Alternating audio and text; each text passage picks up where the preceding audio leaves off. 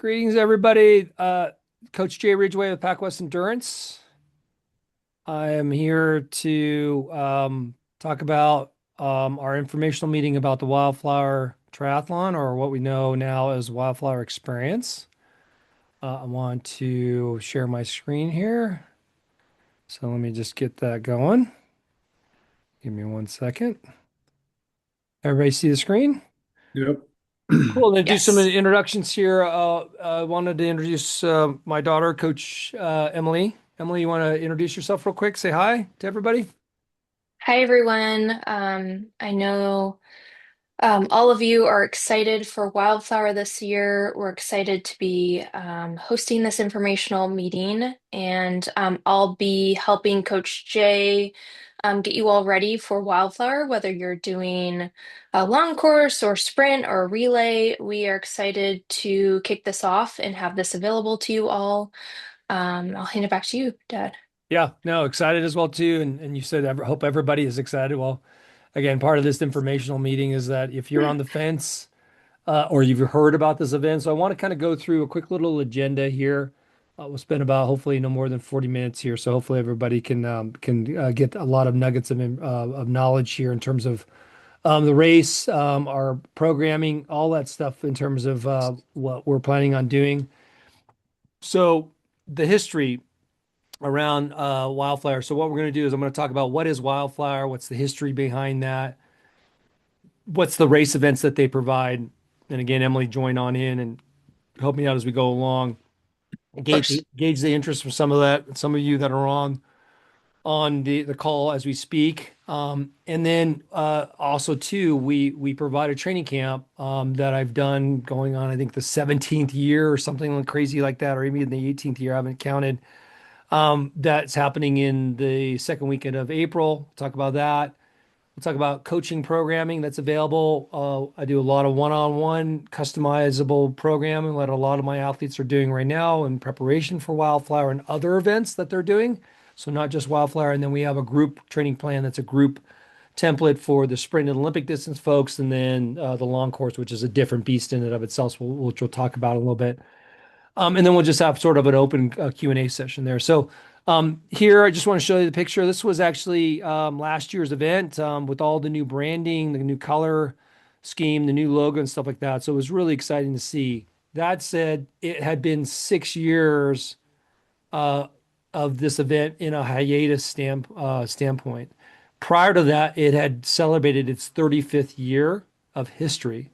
And Wildflower, which is located in Lake San Antonio, which is Central California, somewhere between King City off of Highway 101 and Paso Robles is north of San Luis Obispo.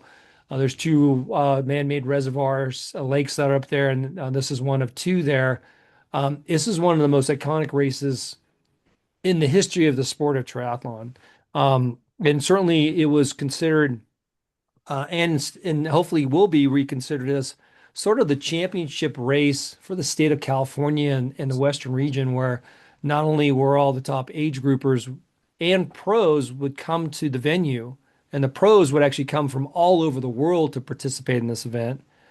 But the big thing was the top club teams, the top age groupers would all come to this event from Southern California, Central California, Northern California, which where I've been based. Emily was based for a long time. Emily's now in Southern California now, and then even up on the Pacific Northwest. And then you look at all the Western states attached to us, which is like Nevada, Arizona, Utah, and stuff like that. This was a big deal. It was 10,000 athletes with all the events coming to a weekend with 20,000 people camping along the lakeshore. It was what we call the Woodstock and still is the Woodstock of triathlon. So tremendous history. PacWest started participating in this event. I launched PacWest in 2002, officially in September of 2002, and then the beginning of 2003, we launched our run program to start, and then we launched our triathlon program. So PacWest has a long-standing history since 2003 of participating, supporting the event, and competing at a pretty high level as a club team at a professional race, a co-ed professional race and elite amateur team and a developmental team. So we've had a lot of hardware that I have, sitting around in the office So a lot of special memories with this event. So that said, Emily and I, as part of the supporting of the return of the event, Terry Davis was the founding race director. His daughter, who grew up helping support as aid stations and helping do all the logistics, she is now Terry Bozeman is sorry, uh, Colleen. Colleen Bozeman, sorry, Colleen Bozeman. Apologies, Colleen. Is now and her husband are now the race owners and directors of the Wildflower Experience. And so Emily and I are fully committed. There's a lot of personal history that I have and Emily have had with this race event. And so we're both ambassadors. So I was flipping on over the screen here. They have their ambassador program. We were part of that last year. Clyde, who's also one of our PacWest athletes down in San Jose. There's Emily there. Emily got married, so he's the last name, right? But she has the Ridgeway there. And then here's her old man down here. So we're just a handful of ambassadors helping support and promote the event while also trying to re-stimulate interest with our own personal endurance community, Pac West, and our groups of friends and family that have been in the multi-sport world. But this is the Wildflower Triathlon, now Wildflower Experience. It's May 1st through the 3rd. Like I said, Lake San Antonio down in Bradley, California. And there's some great content on the wildflowerexperience.com website. And one of the cool things talking about the classic events, they're famous for the long course, which is basically a half Ironman, but not specifically the exact distances, because in a half Ironman, it's a 1.2 mile swim, which they have. And then it's a 56-mile bike. But this particular course, you actually go around the entire perimeter of the lake from the lake venue where the transition is and the swim entrance and exit, and you go around the entire lake. It is 55 miles. So it's 1 mile short of 56 miles. But I can assure you, for those of you that have done the long course, it doesn't matter. It feels like it's even longer than 56 miles when it's only 55 because it's that iconic in terms of some of the climbing and things of that nature. And then you Almost 4K. yeah, and then you Almost run 4K. the 13.1 miles. So it's really just the 1 mile Yeah. difference. That's why they call it long course. And then they also have the other classic event during the long course. After the long course swimmers go in, they have the mountain bike off-road sprint triathlon that happens while and finishes while the long course folks are still out on course.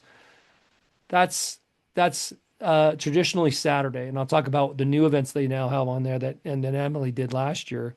And then on Sunday is when they do an even bigger event, which is the Olympic distance, which includes traditionally a big collegiate division where all the top regional collegiate teams come in, and then it used to host before USA Triathlon, which is the governing body, took over the collegiate championships. Wildflower was for a number of years the collegiate championship of which teams all over the country would travel into to camp out, which was logistically a little bit more of a challenge, but they would come out here because of the experience was just so great. The host team was Cal Poly San Luis Obispo Mhm. team, huge club team, and they bring in all the co-eds to come out and support, do the aid station, work all the volunteer of the registration booth and all that stuff. And they've reignited that 6 years later with a lot of the kids that were helping last year had never even heard of Wildflower. And those that did is because their mom and dads did it, or their aunt and uncle or their grandfather did it. So that's the family-esque and the detail component of how important this race has been for so many of us old farts like me that have done this race so many times and put a lot of blood, sweat, and tears and suffered miserably during this race, only to come back year after year after year after year. And then, as Emily knows, sometimes being insane on my part, where I would do the Wildflower Squared, which is I do the long course on Saturday and then decide to do the Olympic distance the next day. So we have all that. But the additional stuff that they're doing now is they have an open water swim, which is the 1.2 mile swim only. So those of our athletes that, knees don't operate the same way, they can't run, they fall in love with swimming, in particular open water swimming, you can do that. And Emily, you did that last year, right? It was super fun. Yeah, it Yeah. was a great time. Big group. Big group Yeah. last year. A lot So of swim clubs come out and do it, or people who are retired from biking or running.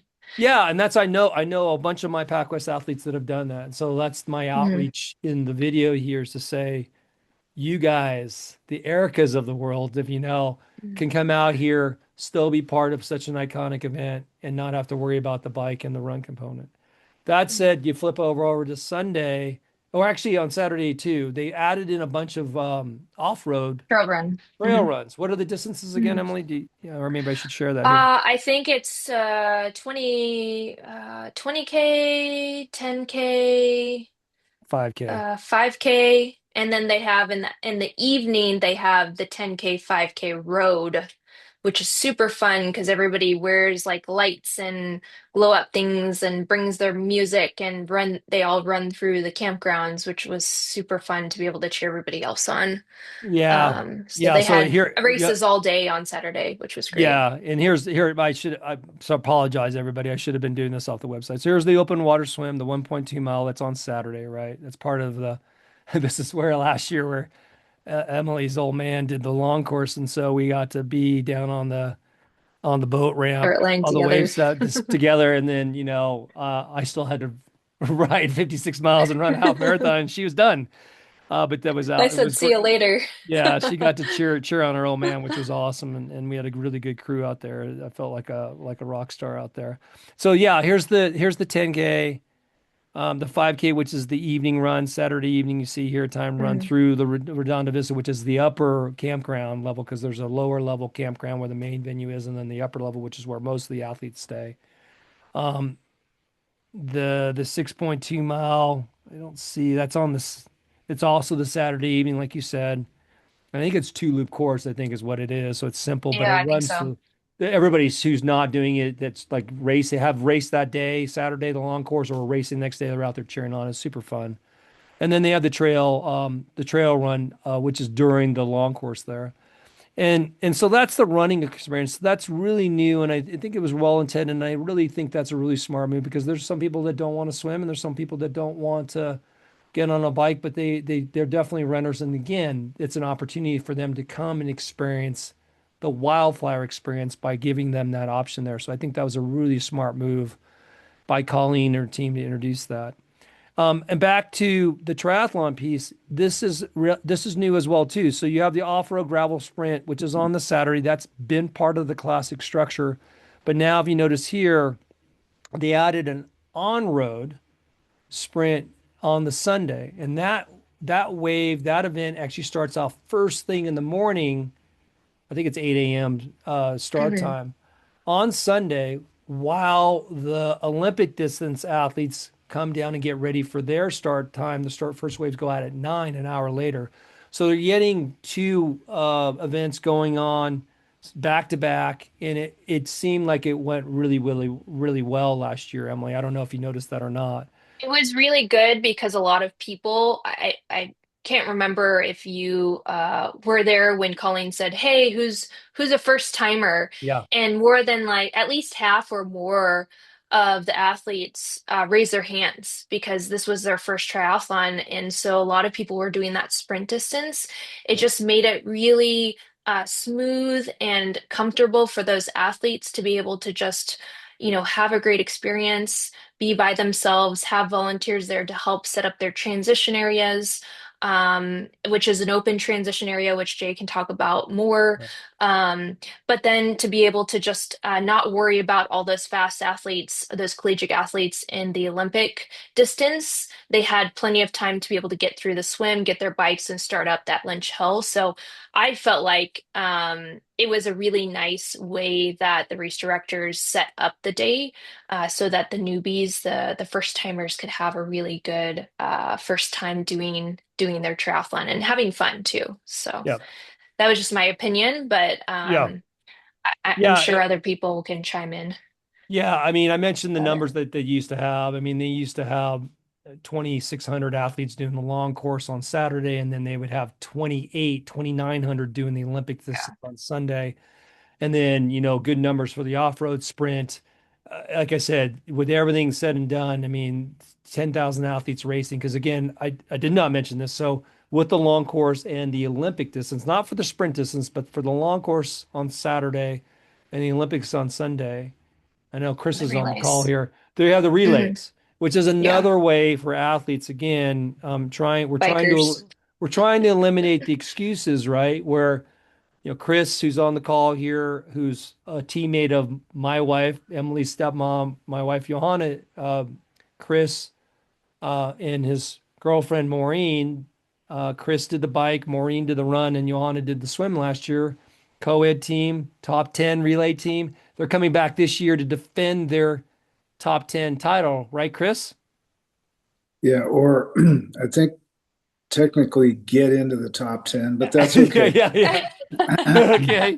All right. Yeah. As the coach here, I expect a top 10 return to the top 10, if Yeah, not podium, right? I think we'll just skip the top 5 to 10 and just be top five. Okay, there you go.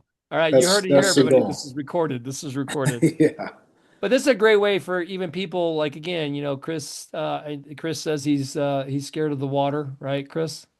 Yeah, pretty much. Yeah. And uh, my knees are scared of the other stuff. yeah, I'm scared of the run, but he can ride. Everybody, he's a big cyclist here, so that's another option for people to find a team. And you can do like Emily and I've done this before where, I biked and run and let's a teammate do the swim, or I've swam and biked and the other one was just a pure runner. The combinations could be two people or it could be three. It's super fun the way to do that because the pressure is a little less daunting. You're supporting your teammate, you're racing for your teammate, you want to do well for your teammate. There's strategy behind that. How do you get the timing chip off of your ankle after your swim to get it on the biker's leg to get on the bike, and then how do you do that again to get on the run? So there's super fun components to that. So that said, I mean that's really where, unless I'm missing anything else, I mean those are the options, which are many from a racing standpoint. Anything I'm missing, Emily? I don't think so. No, I think you covered it all. Yeah, There's and lots of then options. I Lots of was kind options, of which is I was kind wonderful. of Yeah. wondering why there isn't a bike only like Right. option. I think It- yeah, that's the relay, but yeah, it okay. yeah, I'm But I with mean you on there's that though, Chris. Maybe it next year yeah, we maybe. can advocate for that, right? Yeah. I think Colleen had been talking about that. I think again, you can only add so many new events to that, but I think you're on the Yeah. right track. I think she had mentioned a gravel bike, a component, Yeah. since gravel bike is such a very hot sport right now. Mhm. But Big. I think for the purposes of what she's trying to do, that's it's another event that you've got to time. It's another event you got to Yeah. get special bibs for. It's another event you got to have awards for blah blah blah Right. blah blah. But I think those are the ideas that they're certainly listening to. So Yeah. this gives you an idea. I wanted to show sort of the geographic location of where the race venue is. For those of you that know, Emily is now in the in the Ventura County Antelope area. Valley. Chris Yeah. is up in the Oakland area, and I'm now out in the Reno Tahoe area. But like I said before, this is such an iconic event. It pulls everybody into Central California. This lake right here, this is Lake Nacimiento here, but this is Lake San Antonio. And this is the long course loop course that you come out of the venue, the Bike lane. yellow, yeah, the bike part, you're coming out up the hill, connecting on over, and then you're doing the full loop around the lake. There's no out and backs or anything like that. It's just the full loop, and it just happens to be 55 miles there. Mhm. And then the red is the half marathon. Here's the course in the blue is the 1.2 mile swim, which is just a big, long, come out on the eastern side of the long rectangle, and then you come back making all right-hand turns and coming back in the venue. So Yeah. very iconic event.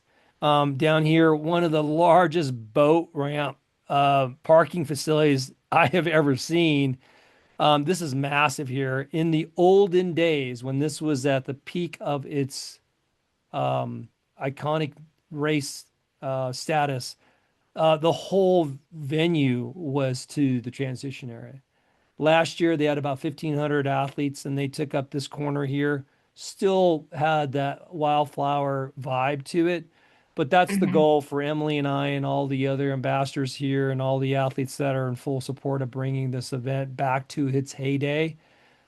Is we want that transition area to be all here. And this is a lower level. This part you can see a little bit there. There's an iconic staircase here that has a lot of the past iconic winners that you go up there and you see on each step, who these legendary triathlon pros were.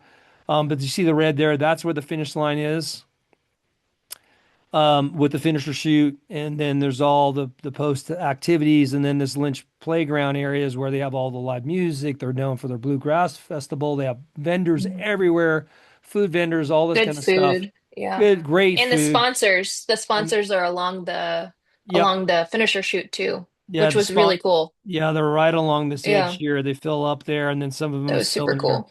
So it's just, again, there's some photos that I can maybe find there, but this just gives you an idea of such an iconic event. There's no commercialization, unlike Lake Nacimiento, where there's an actual year-round community here. That's why you can get away with bringing in, 20,000 people camping out and partying and having a great time. We're Show not them impeding. where the camping is, by the way, just Yeah, so that so people know. this is the Yeah, the iconic. camping's up there. Yeah, the iconic, this is Lynch Road. This is the iconic steep climb up and out for the Olympic distance to get to the top of Lynch Hill.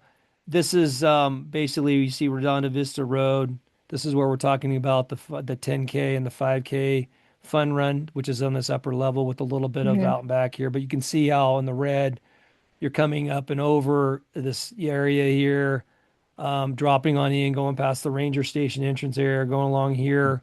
You come back in this area, people are cheering you on. Again, this is the long course. You cut through the campsite. This is another little climb here, the aid station there. You get up on the shoulder, then you go back out in the middle of nowhere. You get out through here. This is another offshoot Harris Creek campsite here, which is an overflow when in the heyday. And then this is the part where iconically we call it the pit of despair. Because you get to the top here, you go the short distance where the aid station, and then you go downhill 1.5 miles, only to do a U-turn to go back up that 1.5 mile downhill. It's what they call the pit of despair. You get up on the shoulder here, and you're basically running here to run down that steep Lynch Hill back into the finish area. So, anyways, just trying to give you some perspective of how the races are done. The Olympic distance is basically getting out of the campsite, like I mentioned, and you're basically doing an out and back. So it's much cleaner, simpler route. You go out to the turnaround point, come back in, you drop on in, and then you do your 10K run there. Sprint distance is obviously even shorter than that. So hopefully that gives you anything else you want to add to that, Emily, in terms of, No, no, you said it all. yeah. It's good, So, good viewpoints. yeah. So that said, I'm interested, coach. I want to do this. So, but boy, I don't want to go in this not having experienced, the venue. Well, like I mentioned in the beginning, and I'll go back over to the Pac West side. We have our wildflower experience here, um, program, and I'll talk about that next. But we have training programs that are training camps, apologies, training camps that we've done for years. And so one of those is the Wildflower Camp. So you can see it on the PacWest Endurance website. This is actually a real like a billboard that's been there for years. It's still there. And you can see the Wildflower on here. It's on the side of the trail on the long course there. That's as you come into the main venue. But legendary Wildflower Triathlon has returned. So we're doing that. We're hosting it on April 11th and 12th. So it's a Saturday, Sunday. Chris, you were there last year with me for the camp. Um, Yep.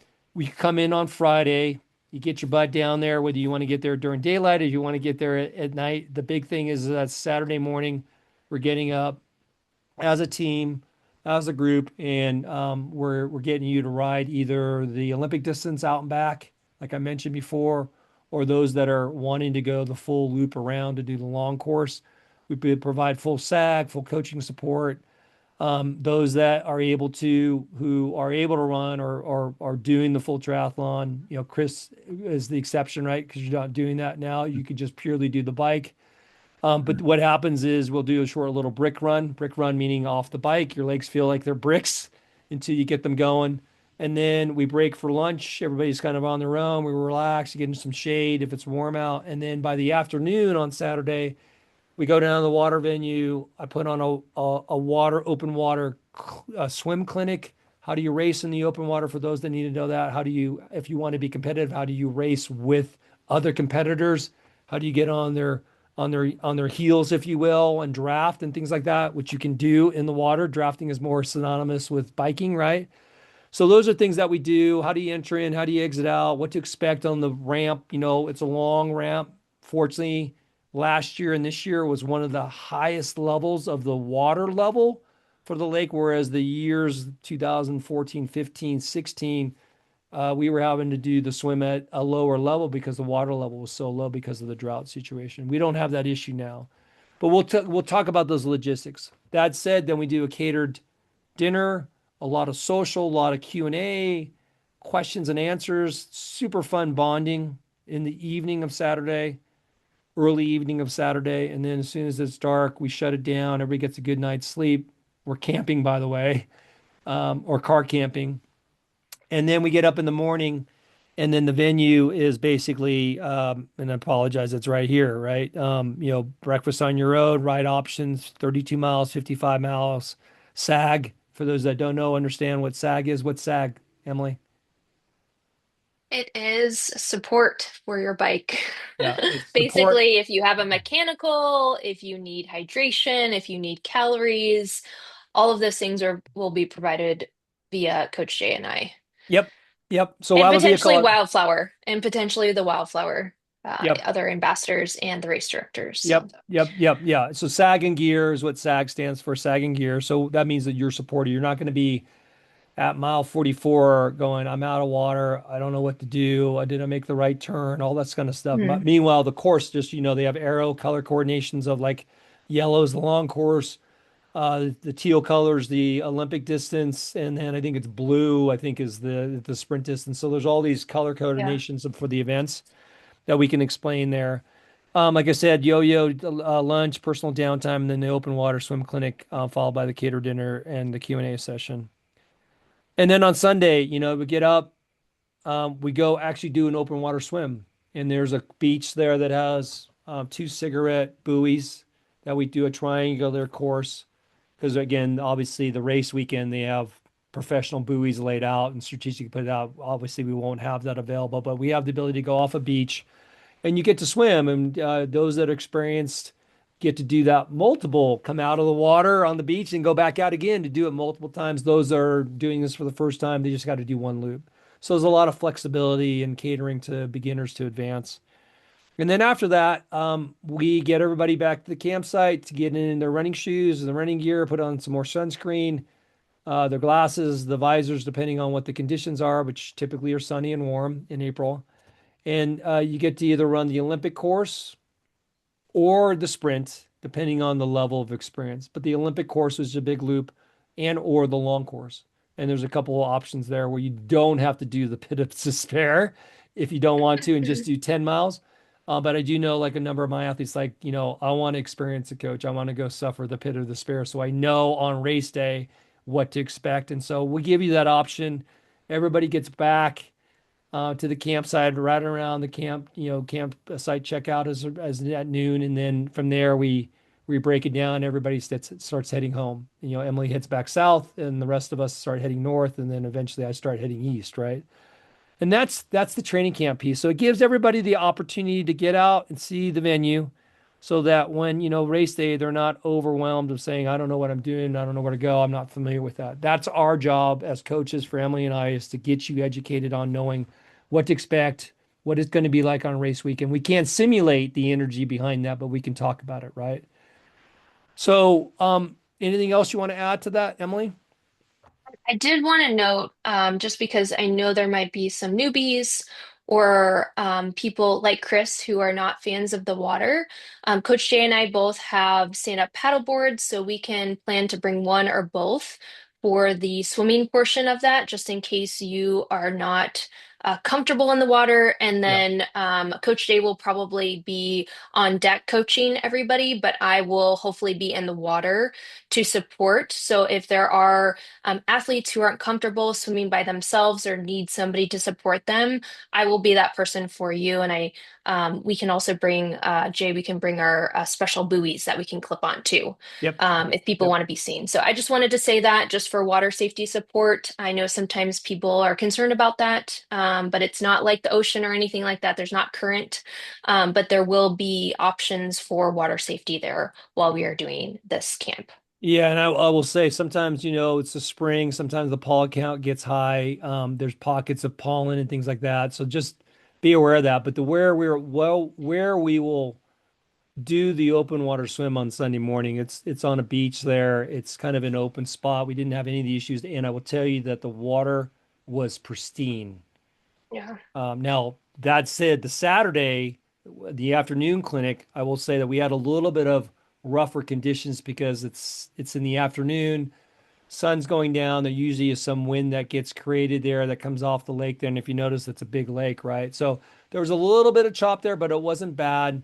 But that adds to that adds to the potential of it could be like that on race day. You never know. So we'll adapt to it, but that's an opportunity for those that are needing a little bit more experience in the water, having a little bit of rough chop. How do you sight?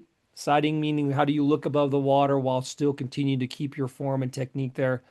Those are the things I just love to talk about and show and demonstrate. And that's something with Emily being there. Emily can be the guinea pig to kind of show, how do Mhm. you enter the water? How do you sight? All that kind of stuff. And so that's some of the things that I'm excited about if we have a big group there to be able to do. And you never know, Chris could be an open water swimmer here soon, right, Chris? Sure. Yeah. Okay. Doing my best. Yeah. Cool. Well, we're doing pretty good on time. So let me move on over to here again on the PacWest website. Let's go from a coaching standpoint, there are really two options here. One is more expensive than the other. And I'll be honest with you, when I'm doing personalized coaching, Emily knows this because she does this as well too. This is one-on-one customized coaching. So we build programming around what are your goals. They could be, hey, I want to lose weight, I just want to get better fit. But hopefully with those goals, especially in the endurance world, you're also tying in some type of endurance event, a swim event, a bike event, a running event, or all of the above, right? Which is a triathlon or a duathlon, right? Run and bike and run. In the endurance coaching side of it, you see on the page here, there's some coaching services there. It's all customized. We use a platform that I've used for decades called Training Peaks. It's an online coaching training calendar that you build programming with, putting, I want you to do this run, I want you to do this swim, I want you to do this strength training session, I want you to do this, that, and all the periodization that comes in that base building, build periodization phase, recovery phase, and then you get into peak training phases. Could be multiple phases of that with a recovery in between, depending on what you're doing. And then there's a race taper phase, and then there's a recovery phase, right? And then if you're doing multiple events and all that stuff, that gets into the sophistication of the one-on-one coaching, and that includes my time where I'm scheduling initially 45-minute one-on-one with, say, Emily, but then eventually, as we get settled in at the beginning of the programming, we're connecting once a week, whether it's during the work hours, if that's convenient for her, or we're doing in the evening, like we're hosting right now. It's about 30 minutes, 20 to 30 minutes, depends on the sophistication. We build out, we determine what's the next 2 to 3 to 4 weeks of programming that I need to build out for you to get you where you need to be based upon, are you dealing with an illness? Are you dealing with a minor injury? Did you fall off a ladder and break your wrist? We got to figure out a different way because you can't swim now for a period of time with the cast on. So let's get you on the bike mostly. All that stuff comes into play on the personal coaching side of it. That said, and anything you want to add to that, Emily? No, but I feel like you're making fun of me because I broke my wrist right before my Ironman. I broke my wrist And too, right? I couldn't swim for 3 weeks. But Yeah, yeah, no, all that sounds good. But yeah. what's the other option? Maybe I don't want to do customize. What's the next option? What a Is there a great better lead! What a option? great lead in, Emily, right? Acorn doesn't fall far from the tree, folks, right? So this is the Wildflower program, and I brought this out of sort of mothballs. I did this years ago when we had a larger team, club team, race team, and all that stuff here. So this is group based, and so it's a group based program. It starts on Monday, which is February 2nd, it's a 14-week program. It's really 13 weeks from the Monday leading into race week. And then we have a week of recovery that I program in there. So that's a 14-week program. It's perfect. It's one of the things that if people are coming new to the sport, the commitment is you're on, the lights are on, the switch is on, and it's an intense get as much as the training as you can in for the 13 weeks leading into race weekend, and then you have that week of recovery there. So it's compressed. There's a methodology. I mentioned the periodization there. That's all in there in terms of a quick build phase to get you going, which then transitions immediately into, I'm sorry, a quick base building phase to get your body used to doing something. Depending on your experience level and depending if you're doing a sprint Olympic distance, you may be training 5 days a week with 2 days of recovery. If you're doing the long course, though, you don't have that luxury because that course is hard. You're doing 6 days a week of training with 1 day rest day. And there could be sessions where you're doing multiple disciplines, a swim in the morning, a run in the evening, a bike in the morning, followed by a brick run immediately after that bike. There's different scenarios there. And then there's a functional core strength training component that I want introduced into that, especially for those that haven't been doing that. You need to have a strong foundation in place in order to be effective so that when you are performing with those three core disciplines, swim, bike, and run, you're not going to break down, right? So those are the mentalities of the methodology and the components that get implemented based upon the generic group-based program that's going to be Monday through Sunday. Typically, a Monday is a rest day because you're taking advantage of a normal, if you do a normal Monday through Friday work week, you have your weekends to train. And so this programming is not the customized program. This is template based. It's based upon what works best. And then you as an individual can move things around within the week of what fits your schedule that works best. That's how the programming works for 14 weeks. That said, what I've done with Emily is that we will provide, starting on Monday night, the first of 4 group Zoom video calls, just like this, where everybody that's in the program can come on into the call, see and meet and chat with other teammates that may or may not be down the road in their backyard, or they could be up and down the West Coast or out here in Reno Tahoe, but they're your teammates, right? And they're training teammates. And so we can share, Chris, how's your training? How are you doing on the bike? Are we seeing improvement here? Blah, blah, blah, blah, blah. Tell us a little bit more. And everybody gets to hear that. And then we move over to Emily and say, okay, what are the struggles or things that you're being challenged with, or what's going well, Emily? Vice versa. So it's a good hour of accountability, if you will. It's an accountability call to where my time is best utilized, where I can answer as many of those questions as I can because you got me on the call and or Emily, right? Because sometimes, I'm her dad. Emily is a girl. Boys are different than girls, right, Emily? And you and I had that conversation before where Emily eventually said, Dad, I need to move on over and start working with Meredith Kessler, a good family friend who's a now retired Hall of Fame professional triathlete.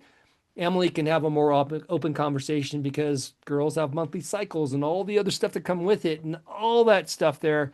That's where, why I need Emily on these calls to help support the female athletes that are potentially in the program as well too.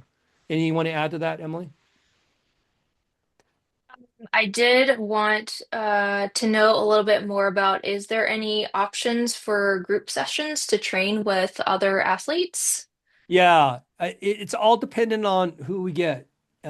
Chris, you and Maureen. I talked to Dr. Ed, who's my 82-year-old badass athlete. For those that know Dr. Ed, who's still training with me, just getting you guys together, whether it's on a Saturday or Sunday, to go for a group ride together.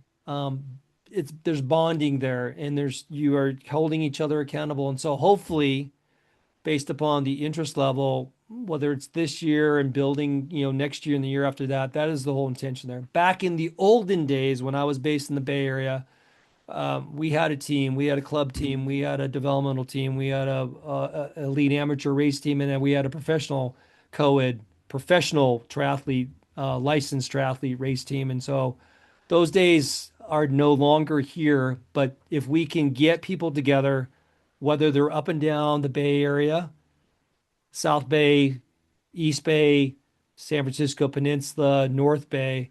Finding a time once a month to get together to do riding and things of that nature. That's ultimately what I would love to see done, but it really just depends on who signs up for the program. Does that make sense? What about virtual group options?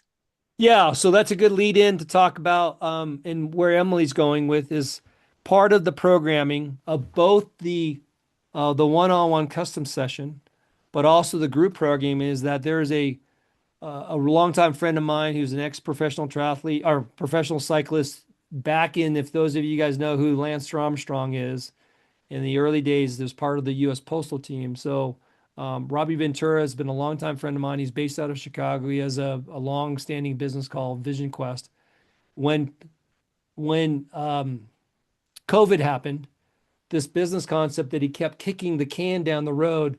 With COVID, it finally came into fruition of saying, okay, we're going to build this state-of-the-art Zoom-like training platform called Velocity, of which all of the athletes, like all of my athletes on Pac West, are on a Zoom call, but they also are tied in via Bluetooth into the app via the smart trainer and their training devices, their power data from their smart trainer, their Bluetooth heart rate monitor, whether it's a strap, chest strap, or forearm strap, and their cadence sensor. Those three data metrics are on there, and all the programming's built to simulate climbing, to simulate tempo, threshold, VO2 max, recovery, zone two, endurance zone. All that stuff's in there into the programming. So it's right here. This is the virtual cycle studio in the Pac West website. This is an example of what the platform looks like. This is the old man, the old coaches. That's my current FTP number at the time of the snapshot. You can see I'm taking the picture. Here are all the athletes that I have on there. They're all connected. You see, this is 40% of their FTP, whatever that may be. It's individualized, right? Heart rate is here with Salvador's heart rates there, showing that the others were not connected, and then there's their cadence there. But all of them that are on there, you can be on video, which is great. You can socialize and talk to each other, or you can just mute and say, hey, I just want to do the workout and only listen to coach. It's all recorded. I now have an inventory of over 200 workouts, from 30-minute workouts to an hour workout to 90-minute workouts to 2-hour workouts, and then everything above that. Some are recorded with me coaching them, and then some of them are just scripted workouts. I am working on trying to get the Wildflower long course and Olympic distance course, and potentially the road sprint course files into here so that people have access to that when they're doing their own training as part of the training program, say on the weekends because it's raining outside or whatever like that. But it's an indoor virtual cycle studio, very close to the founders, and really excited to have launched this. It's going on 2 years now. But it's training on zones. Here's your training zones there. Like I said, active recovery, endurance base, as I call it, tempo, which is strength, lactate threshold, which is power, VO2 max performance, anaerobic, and neuromuscular. We don't typically go into those zones unless you're really going all out. Most of the zones we're training in is the 1 through 5. And then it just basically tells you, I've been doing this on Tuesday, Thursday mornings forever, because before Velocity, I would do this on a Zoom call with a spreadsheet. I used to do that in studio. Before that, Bay Club was part of that. The Breakaway Performance Program, which maybe some of these athletes that are listening on that. All that stuff is that Tuesday, Thursday mornings, 5:30 start time for those that want to do early morning to 7. Eventually, it'll go back to a 2-hour window from 5:30 to 7:30. But people have the opportunity to come in because of the way this platform is set up. I can have athletes that don't want to get up, like Chris, and start at 5:30, but they can come in and do the last hour from 6 to 7, as an example. Or if I add in the extra half an hour to go to 7:30, they can come in at 6:30 and go to 7:30. Or they can do all 2 hours with me. So that is one of the real cool things here. All of your data, when you're done, you close out, all gets pushed into your Training Peaks account, or your Strava account if you're connected to that as well. So all that sophistication's there. And then obviously we just talk about what you need there. So you can do that just as a drop-in class to check it out. You can do just monthly that if you're good with your own, you think you're experienced enough to do your own programming. So that's really 3 options Emily, right? I think that's what your point. The Hmm. one-on-one coaching, which includes this studio program, the the 14-week Wildflower specific program includes this because there's costs associated to pay for this platform. Or you can just purely do this program, which is like, for example, what Chris is doing. What am I missing? I think you covered it all Yeah, I mean, for the coaching. Chris, you have any questions at all on what you've heard about Wildflower and things of that nature? I know you were there last year. You got to see it firsthand, both from a spectator standpoint and then as a relay teammate. Anything you want to add? Yeah, well, we were still trying to figure out the camping Yep. aspect and maybe Yeah. what are the options? Yeah, Emily, you just got off a call with Colleen and her daughter Yep. Emily. What's the Yep. scoop on that? So it's going to be similar to what it was like last year. So there's like a general camping, which is on there's two different options, or two different campgrounds that you can choose from. I know that they have special designated areas for glamping, and then I believe they're also doing the RVs again because that seemed to be a popular option for people who don't want to be fully camping in their car or in a tent, don't want to do necessarily the glamping, which is kind of like a canvas style tent that's much bigger and they set up a bed for you. Yep, this is it But right they here. prefer to have the RV. So I think those are the four options there. And then of course there's a hotel that's probably like 30 minutes out or so if if you don't 40 want to do the minutes. camping option, or Yeah, 40 minutes, 40 yeah, minutes, sorry. 40 minutes. Yeah. Um, but they do have a lot of nice options for people who don't want to just lay on the dirt in a regular tent, which is nice. So I Yep. think they're expanding the glamping and the RVs that I know of. But Yep. obviously trying to stay tried and true with regular camping in the main two camp areas. There is Yeah. a designated area for the collegiate teams just because they're trying to keep those teams together. I think they're trying to do that, push it on the tri teams like Pac West Yep. to find designated areas unless they have really, really big groups. But otherwise, we pick an area as a team. You just sign up for the regular general registration, and then Coach Jay will send out the location that he's going to pick for our team to be able to get set up. If Yep. I'm explaining that well enough. So you No, can you chime are. in, Dad, though. Yep. Yeah. So, Yeah. And again, if anybody has any more questions, reach out to info at or j at great. packwestendurance.com. There's many different options there, but you basically, this is the website again for those that see, just go down to festival and the camping travel. You can see all the different things, like you said, if you're just coming down for the day because you're staying at the hotel nearby because you don't do camping, that's one option to do that. You just pay a day pass, right?